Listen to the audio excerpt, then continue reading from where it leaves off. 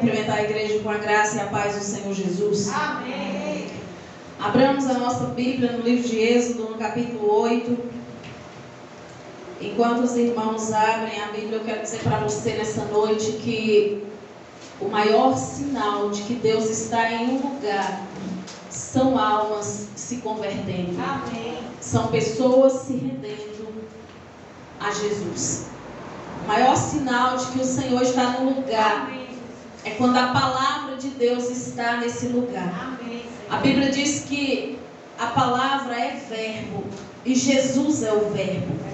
E se tem palavra, tem Jesus. Glória a Deus. E se tem Jesus, tem milagre. Aleluia. Se tem Jesus, tem mudança de vida, tem transformação, tem restauração. Glória a Deus. Aleluia. O segredo para qualquer igreja, para qualquer homem, para qualquer mulher, é ter Jesus através da palavra. Amém? Amém. Glória a Deus. Livro de Êxodo, capítulo 8 e o verso 25. A gente vai ler 4 versículos. Capítulo 8, verso 25, diz assim a palavra: Chamou o faraó a Moisés e Arão e disse: Ide, ofereceis sacrifícios ao vosso Deus nesta terra. No versículo 28 está escrito assim: Então disse Faraó: Deixar-vos-ei ir para que ofereçais sacrifício ao Senhor vosso Deus no deserto. Somente que saindo não vades muito longe. Orai também por mim. No capítulo 10 e 11, no versículo 10 e 11 do capítulo 10, diz assim: Seja o Senhor convosco, caso eu vos deixe ir, e as crianças. Vede, pois, tende conosco más intenções. Não há de ser assim. Ide somente vós, os homens, e servi ao Senhor, pois isso é o que pedistes. E os expulsaram da presença de Faraó. E no capítulo 24, no versículo 24 do capítulo 10, está escrito assim: Então o Faraó chamou a Moisés e lhe disse: Ide, servi ao Senhor, fiquem somente os vossos rebanhos, os vossos gado, as vossas crianças irão também convosco. Amém? Os irmãos podem se sentar. Queridos, não é segredo para ninguém que existe uma grande batalha espiritual desde que o mundo é mundo por cada um de nós. Não é segredo para ninguém que você é tão importante que o inferno inteiro ele se levanta para te destruir. Isso deve ser motivo de alegria, porque nós devemos olhar para nós mesmos e dizer: como que somos amados? Somos tão amados por Deus que somos tão odiados pelo inimigo, porque a nossa alma é muito preciosa para Jesus. E não foi diferente com o povo da Bíblia. Desde que o mundo é mundo, por mais que Deus criou o mundo, Deus criou o planeta com as mais belas riquezas, com as mais belas coisas. Você olha para uma flor, você fica olhando como que pode ser tão lindo. A gente não consegue medir o tamanho da beleza dos rios, dos mares, dos peixes. Mas com toda essa magnitude, toda essa beleza, o mais lindo sou eu e você. O mais importante da criação de Deus somos nós. A ciência já estudou o cérebro humano e não existe computador para alcançar o que Deus fez na mente do ser humano. Aleluia. Porque eu e você somos a coroa da criação de Deus. Eu e você somos pessoas especialíssimas. Nós somos a cereja do bolo. Deus, quando fez tudo de mais precioso, de mais excelente, aí para finalizar, Ele fez eu e você. Eita glória, aleluia. E sempre, desde que o mundo é mundo, houve essa guerra por nós. A guerra é entre Deus e o diabo por cada alma. E o diabo só investe pesado para nos destruir, nos levar para onde ele está, porque ele sabe do tamanho do amor que Deus tem por mim e por você. Aleluia. E se você quer ferir um pai, mexe no filho. É verdade. Se você quer machucar o coração de uma mãe, mexe no filho. E o plano do diabo é ferir o coração de Deus. Se ele tocar em nós, ele está tocando na menina dos olhos de Deus. Eita glória, aleluia. E ele sempre arquitetou planos para nos afastar da presença do nosso Deus. ele continua sendo diabo e a estratégia dele só acompanha a modernidade, mas ele continua usando as mesmas estratégias e uma única finalidade. A única finalidade do nosso inimigo é nos fazer viver distante do nosso Pai. A Bíblia diz que o povo de Deus, eles ficaram cativos durante 400 anos no Egito, sendo escravizados por Faraó, sendo chicoteados e sendo humilhados. A Bíblia diz que o povo de Deus construiu o Egito para Faraó. E quanto mais eles trabalhavam, mais eles eram humilhados e mais eles eram castigados. E um belo dia esse povo começou a clamar por Deus. E eles começaram a clamar e pedir socorro do nosso Deus. A Bíblia diz que Deus envia um homem chamado Moisés para, com mão forte, libertar aquele povo das mãos de Faraó. Eu quero esclarecer para você que quando a Bíblia fala de Egito, a Bíblia está fazendo referência ao mundo e ao pecado. O povo de Deus, que foi a coroa da criação, eles estavam trabalhando para o mundo e para o pecado. Eles estavam trabalhando em um lugar onde você é nobre, você é tratado como escravo. Porque é isso que o mundo tem para nós. Muitas pessoas estão aí no mundo e elas acham que ser livres é fazer tudo o que querem. E elas mal sabem que todas são verdadeiros escravos do inimigo da nossa alma. Quando o diabo ou a mídia ou as pessoas dizem assim, olha, você pode beber tudo que você quiser, você pode usar as drogas que você quiser, você pode fazer aborto, porque o seu corpo é seu, você pode fazer o que você quiser porque você é livre. Na verdade é uma grande estratégia para ele continuar tendo você nas mãos. Porque a verdadeira liberdade não é você fazer tudo que você quer ou deseja. A verdadeira liberdade é você desejar e ter condição de resistir. Quando eu desejo fazer algo e eu consigo resistir a esse desejo, então eu sou livre. Porque eu não sou comandado pelas minhas vontades e nem pelas minhas emoções. E quando Deus envia Moisés até Faraó, e Faraó representa, irmãos, o diabo que governa o Egito. A Bíblia diz que o mundo jaz no maligno. Se o Egito representa o mundo e os pecados, Faraó representa o diabo que jaz no mundo. Ele representa o inimigo da nossa alma, aquele que nos aprisiona, aquele que nos escraviza, aquele que nos humilha, aquele que nos prende e prende a nossa alma. Ao passo que quando Deus levanta Moisés, Jesus estava levantando uma espécie de Cristo para libertar aquele povo da escravidão do Egito. Porque Deus, irmãos, por mais que o homem se afaste dele, por mais que nós viremos as costas para Deus e muitas vezes sirvamos a Deus do nosso jeito e não do jeito da palavra, ainda assim o Senhor não desiste de nós. Nós servimos um Deus que é indesistível. A Bíblia diz que Deus não desiste daquele povo, porque aquele povo começou a endurecer o coração. Eles começaram a servir a outros deuses. Deus prepara Moisés e no tempo certo Deus envia Moisés, um tipo de Cristo, para libertar o povo da escravidão do pecado. Diz as Escrituras que Deus envia Moisés e ele chega diante de Faraó e diz assim, olha, Deus mandou eu te dizer para você libertar o povo. Aí você imagina que Faraó quis libertar o povo? Não. Porque o diabo nunca vai querer abrir mão de mim e de você. Ele nunca vai desistir de nós também, porque tudo que ele quer é nos levar para o lugar onde ele está, porque ele já está condenado. Ele já está derrotado. E quanto mais gente ele levar para lá, mais ele entristece o coração do nosso Deus. A Bíblia diz que quando Moisés chega diante de Faraó e pede para libertar o povo, o Faraó começa a dar algumas condições.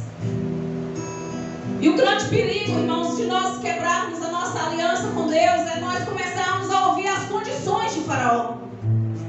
É nós começarmos a ouvir as desculpas que o diabo vai colocar dentro de nós para servir a Deus do nosso jeito, da nossa maneira. E a Bíblia diz que a primeira proposta que ele diz para Moisés, quando Moisés chega diante dele, ele diz assim: olha, vai, mas ofereça sacrifício aqui mesmo. Moisés estava chamando o povo para ir embora, para oferecer sacrifício ao Deus deles, porque era um costume naquela época. E Faraó, com uma habilidade, uma inteligência, diz para ele assim: ó, vai, mas não vai muito longe não, ofereça sacrifício por aqui mesmo. Sabe o que Faraó estava dizendo, irmãos, trazendo para os dias de hoje? É o que ele diz para mim e para você: sirva a Deus, mas não precisa sair do mundo. Vai para a igreja nos cultos. Se você estiver indo no culto de domingo, já está bom. Você já está fazendo sua parte com Deus. Vai para a igreja, mas não abandone as raízes aqui de fora. Vai para a igreja, mas não abandone o pecado. Continue pecando aqui escondidinho, ninguém vai saber. Vai para a igreja pela metade. Fique com um pé lá e o outro aqui. Vai para a igreja do jeito que você quer. Vai para Jesus do jeito que você quiser. Porque servir a Deus é onde você se sente bem. E eu nunca li na Bíblia uma linha dizendo que servir a Deus é para nós nos sentirmos bem. Irmãos, o Evangelho de Gênesis e Apocalipse não é sobre nós. É sobre Jesus. Nós não temos que ir para onde nós nos sentimos bem. Nós temos que ir para onde Jesus está. Porque aonde Jesus está, eu desafio qualquer homem, qualquer mulher que vai se sentir mal. Verdade, aleluia. O que Faraó está propondo é o seguinte: ofereça sacrifício aqui mesmo. Faz a coisa de qualquer maneira. Não precisa você se separar para Deus, igual o povo fala que eu não vou para a igreja, porque ser crente você tem que mudar. E tem mesmo. E tem mesmo. Onde é que você já viu uma pessoa crente em Jesus continuar a mesma pessoa? A não ser que eles estejam ouvindo o conselho do inferno. Vai para a igreja, mas não abandone aqui fora. Continue aqui com o coração preso. E quantos de nós, irmãos, estamos nessa situação? Quantos de nós, quando é feito o apelo para você fazer um compromisso com Jesus, nós pensamos em tantas coisas? E a frase clássica que nós ouvimos aqui no início: eu não estou pronto, eu não estou preparada. Eu. Você sabe que dia que nós estaremos verdadeiramente prontos? Quando o nosso eu morrer. Quando a gente parar de querer botar o eu acima de Deus. Existem pessoas, irmãos, que não tem mais para onde recorrer. Não tem mais, estão no fundo do poço. Mesmo assim você convida para conhecer Jesus. Eu ainda não estou pronto. Eu ainda não quero. Quantos de nós estamos nessa situação ouvindo a proposta de Faraó? Vai lá na igreja, às vezes até aceita Jesus, mas não abandona aqui fora. Continue com as mesmas práticas. E eu estou te falando, irmãos, que se converter não se trata de mudar vestes e deixar o cabelo crescer. E tem gente que faz isso como voto ao Senhor. Eu fiz. Eu estou falando de conversão, é de mudança de pensamento, é de mudança de coração. Quando você ouve a voz do Senhor e faz como Moisés. Moisés ouviu a proposta de Faraó e ele falou: de maneira nenhuma. Aleluia. Eu não negocio com o inferno. Você sabe por quê, irmãos? A Bíblia diz que o diabo, nosso adversário, ele é astuto e ele é sagaz. E nós, por falta de conhecimento, perecemos. E se nós não conhecemos as Escrituras, ele conhece. E aí ele nos pega pela Escritura, porque ele está vendo que está escrito uma coisa e nós estamos fazendo outra.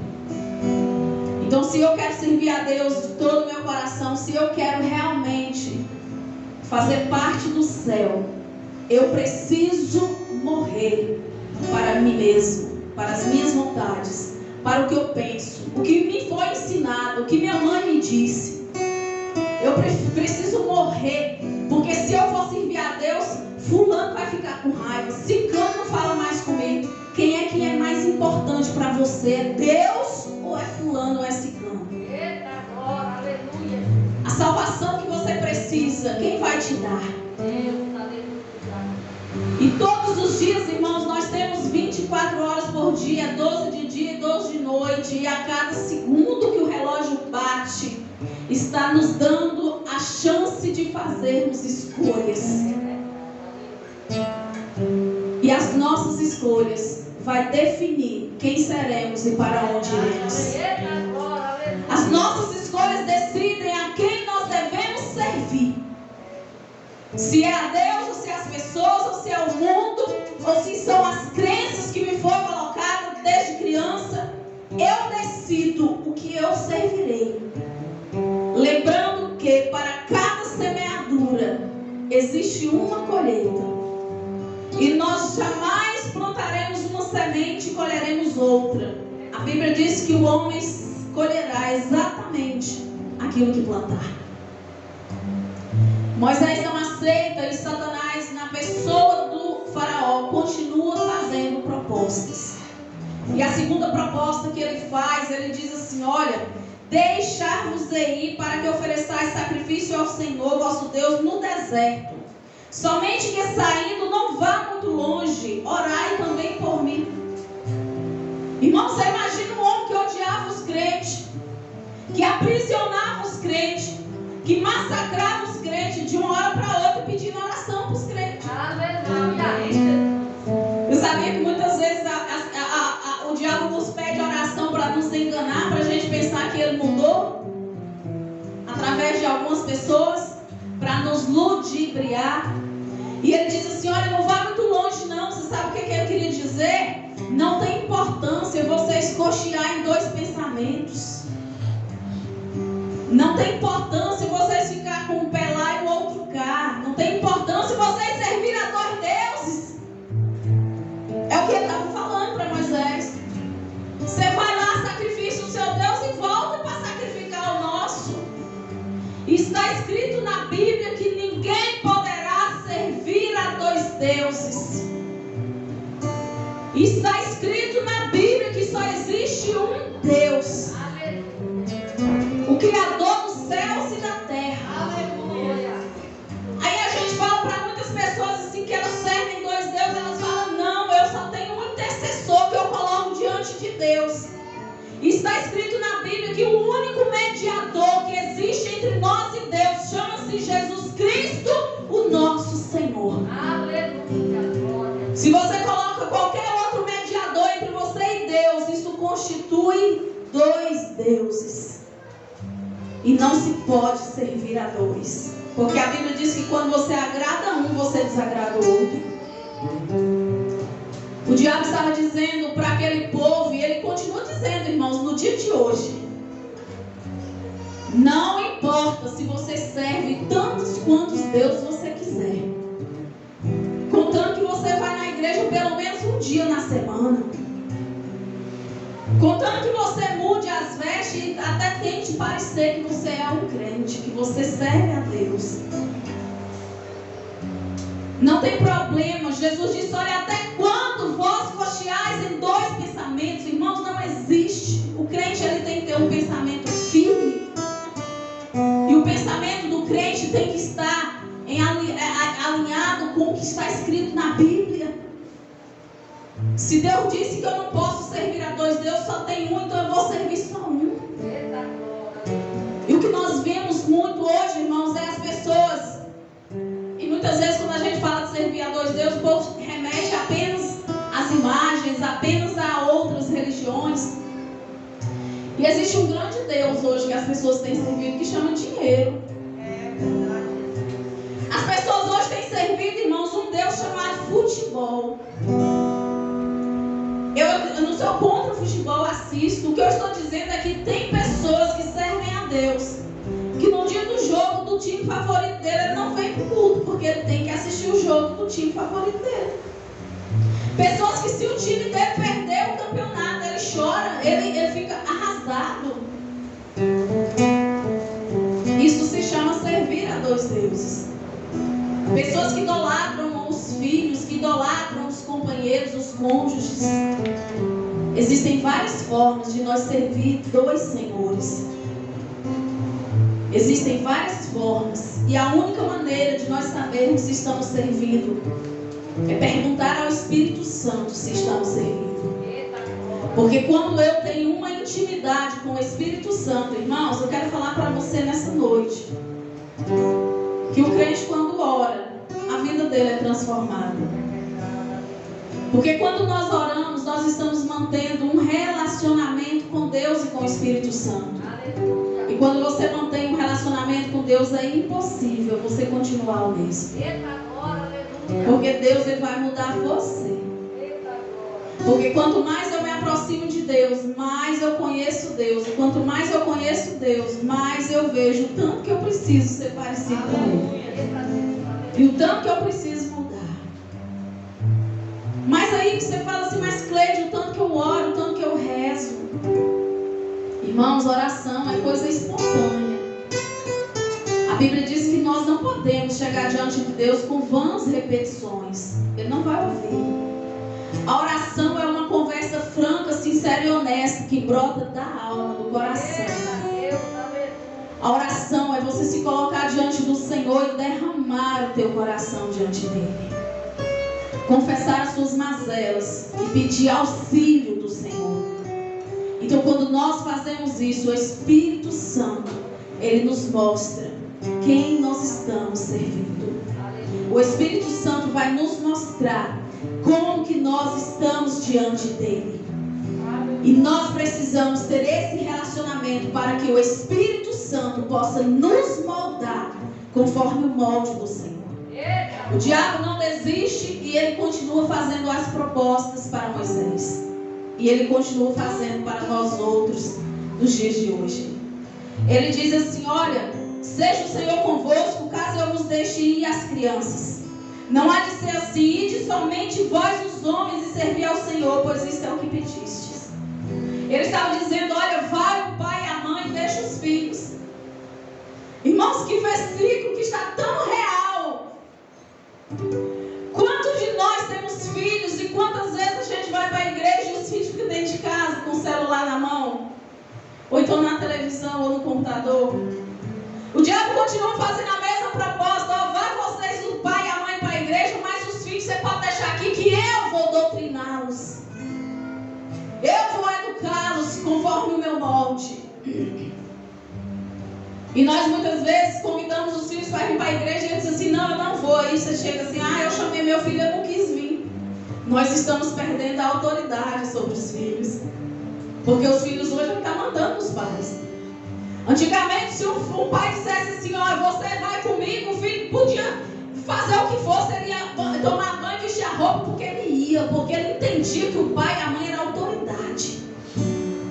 Hoje acabou-se isso, mas a culpa não é dos filhos, não é nossa. Nós frouxamos as rédeas e deixamos correr frouxo. E aí nós estamos hoje assim, filho, dá muito trabalho, eu vou para a igreja, eu vou sozinha, deixa eles ir em casa, que lá na igreja eles dão muito trabalho. É a proposta de Faraó. Ele está dizendo, sabe o quê? Sirva a Deus uma família dividida, porque uma casa dividida, a Bíblia diz que ela não subsistirá. Eita Deus, é verdade. Uma família dividida, ela não resiste aos ventos. Uma família, pai para um lado, mãe para o outro, filhos para o outro. Quando o inimigo soprar o vento, a casa cai, porque ela está firmada na areia. Porque casa firmada na rocha, pai e mãe é autoridade, o filho obedece, e filho segue os ensinamentos do pai e da mãe. E aí hoje a gente faz assim, a gente vem para a igreja e aqui a gente diz assim, não, nós estamos orando pelos nossos filhos. Aí você passa uma hora na igreja, eles estão passando uma hora jogando Free Fire, assistindo, sabe a Deus o quê? Porque hoje a pornografia está liberada. Para criança de 1 ano, de 2 que souber mexer no computador, ela já tem acesso. E aí a gente acha que quando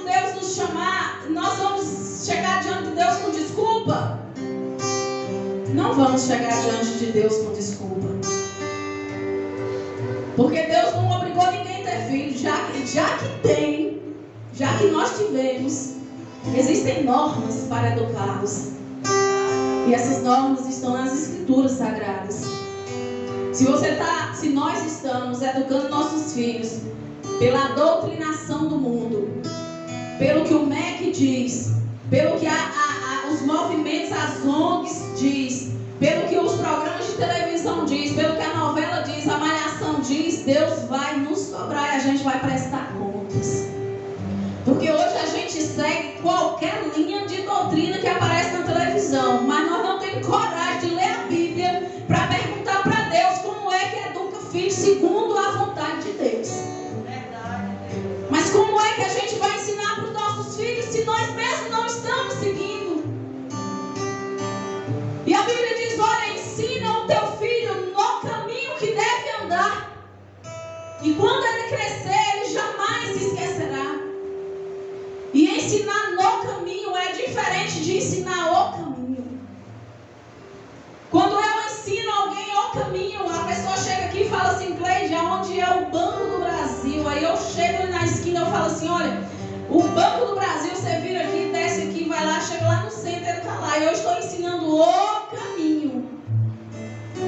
Mas quando a pessoa fala, Cleide, onde é o banco? E eu quero ensinar no caminho, eu pego a mão da pessoa e levo ele no banco.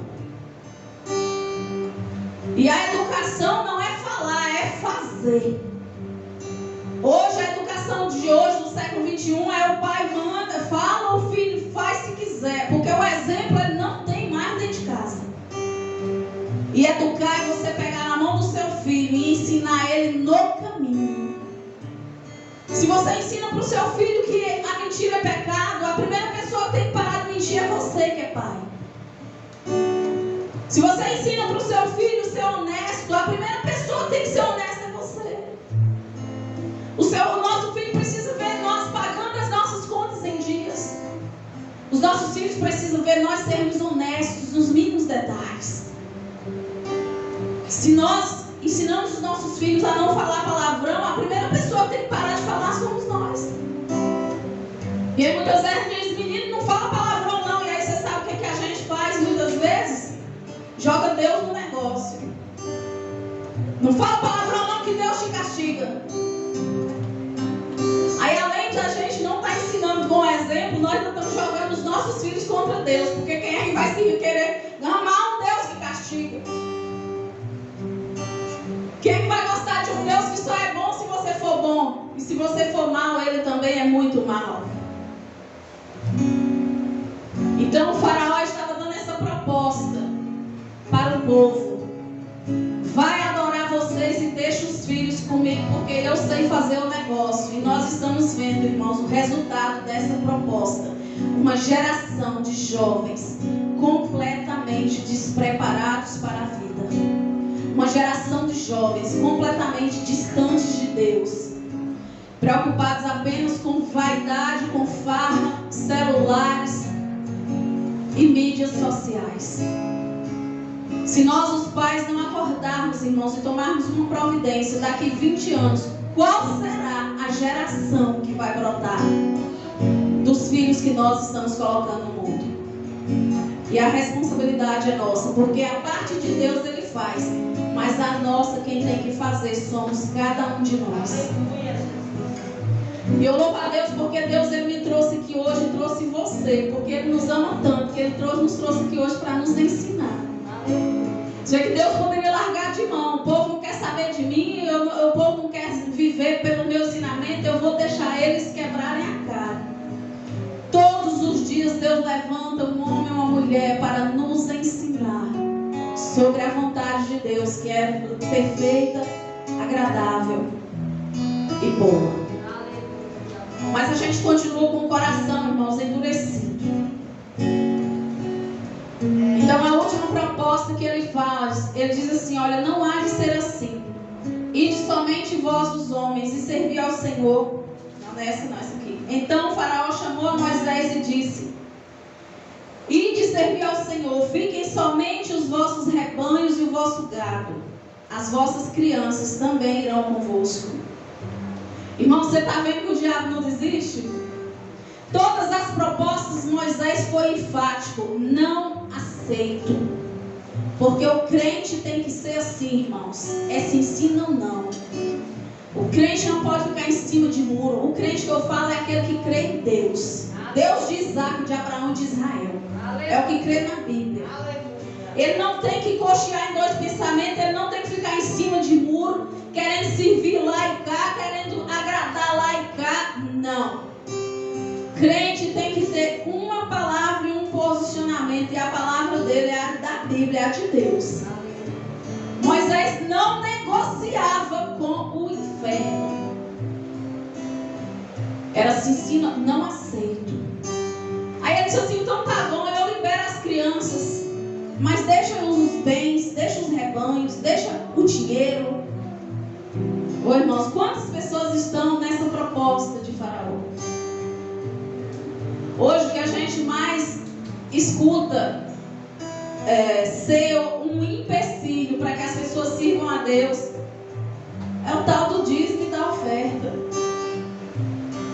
Gente, como as pessoas têm resistência quando você fala em dízimo e oferta. E na verdade, irmãos, Deus não precisa do seu dinheiro para nada, que inclusive o que você tem foi Ele que te deu. Foi Ele que te deu. O emprego que você tem foi a porta, foi Ele que abriu, porque se Ele não abrisse, você podia estudar, fazer concurso, ser inteligente, ter o conhecimento que fosse. Não passa. A porta não abre. Tudo que você tem é Deus que te dá. Ou você consegue fabricar um feijão. Você consegue inventar um caroço de feijão? Quem foi que já... A pessoa pode criar um igual, fazer um clone. Agora, criar o feijão, quem criou foi Deus. Amém. A Bíblia diz que Ele é aquele que dá a semente ao que semeia. Amém. Deus não precisa de mim, de você para nada. Você acha que Deus precisa do seu dinheiro? Não. Quando a gente fala de dízimo e de oferta, aí você pode entender qual é a proposta que você está ouvindo. Porque Faraó disse assim: olha, então vai lá adorar a Deus, leva a família, leva tudo, faz o sacrifício, agora deixa o dinheiro, deixa os bens. Não adore a Deus com seus bens, não. E aqui a gente, quando fala de dinheiro na igreja, a gente parte para outro extremo, né, irmãos? Porque são dois extremos. E eu muitas vezes compreendo porque que tem muita gente que tem resistência com dízimo e com oferta. É porque a igreja virou negócio.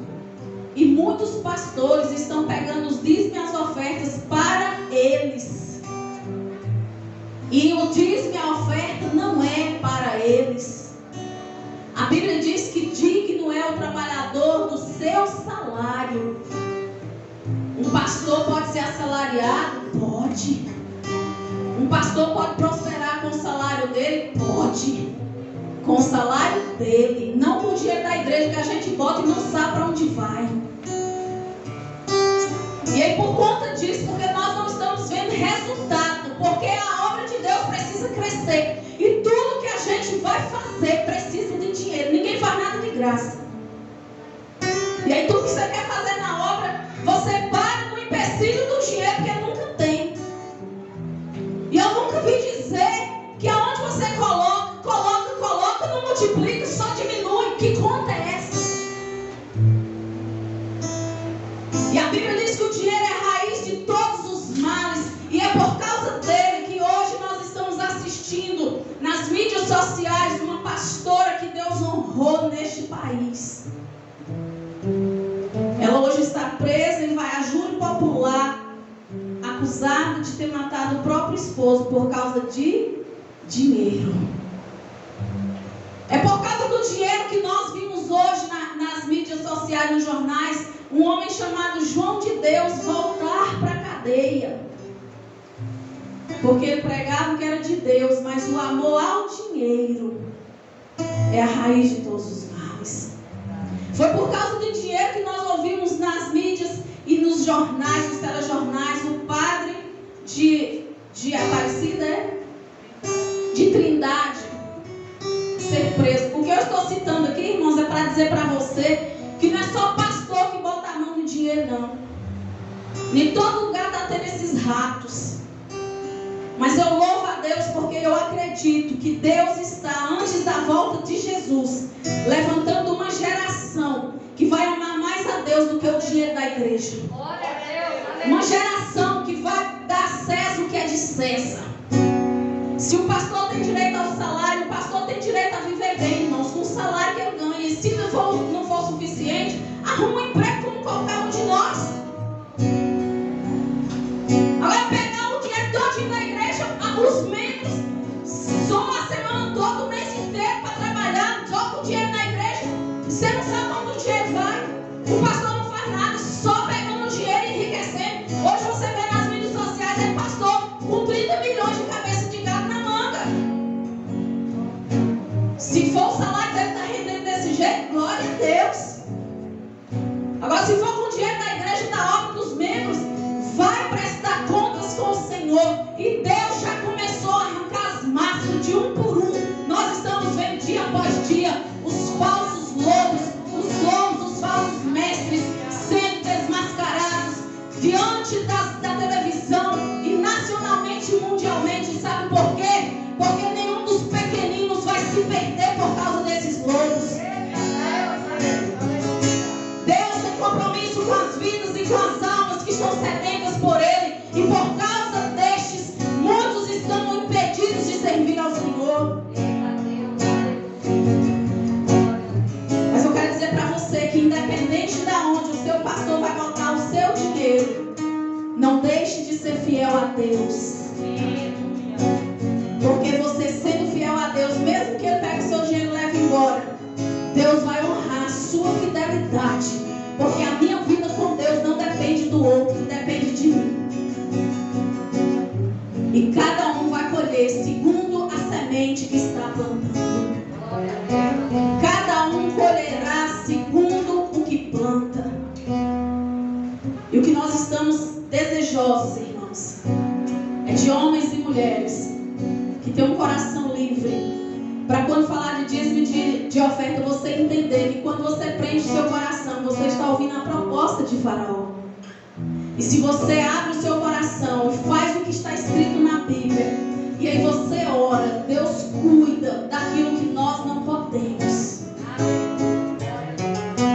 Deus começa a fazer uma limpeza. Agora a obra de Deus, a igreja do Senhor, não será envergonhada nem lameada por causa da ambição humana. E aqueles que têm ouvido, ouça o que o Espírito está dizendo à igreja. Arrependam-se e muda enquanto é tempo. Porque a cada segundo que o relógio bate, Deus está dando para nós uma oportunidade de mudarmos e nos arrependermos. Então eu quero convidar você a ser fiel ao Senhor. Quando falar de dízimo, dê seu dízimo, sabe por quê? Quando você devolve, você não está dando nada seu, você está devolvendo o que não é seu. Quando você retém, você está, a Bíblia te chama de ladrão. Porque ladrão é quem pega o que não é seu. E o dízimo não é nosso, é do Senhor. Quando você vem no gasofilácio, você dá com alegria, com liberalidade para Deus. Porque ainda tem umas igrejas que diz que é assim, a primícia tem que ser para o pastor. Nunca vi dizer isso na Bíblia. Nunca li isso na Bíblia. A primícia do seu suor é o seu dízimo, é para Deus. Qual pastor que quer primícia quer ser maior do que Deus? A Bíblia fala que o melhor nosso tem que ser para o Senhor. O pastor, irmãos, é um homem como eu e você, uma mulher como eu e você, carente da graça de Deus e passível de erro, como qualquer um de nós. Pessoas que estão ungidas em cima do altar não são super-homens e nem super-mulheres, ao contrário. A Bíblia diz que a obrigação de viver o Evangelho é maior, porque quem mais conhece, mais precisa praticar. A quem mais é dado, mais será cobrado. O que a gente vê hoje são superestrelas em cima dos altares. Homens que querem ser servidos, que querem que a gente lave até os pés deles. Aonde